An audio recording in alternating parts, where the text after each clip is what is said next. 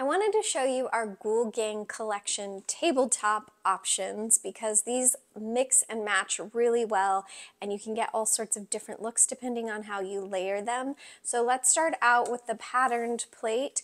This is actually almost a charger size. So this is a 10-inch by 10-inch plate. So it's a nice large size to layer all the other options on. And on top of that, you have two options. So you can order our little ghost holding the Boo banner, and you can see it sits perfectly on that 10-inch charger plate.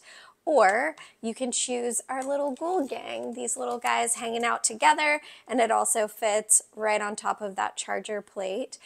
They're both great layering options, just depending on which look you want to go for. Now we also have different napkin options with this collection, so you could grab this little ghosty napkin to go right next to it, or you could also pick up the Boo napkin with the orange fringe edge. But they all look really great, mixed and match. It's going to set a really fun table this Halloween.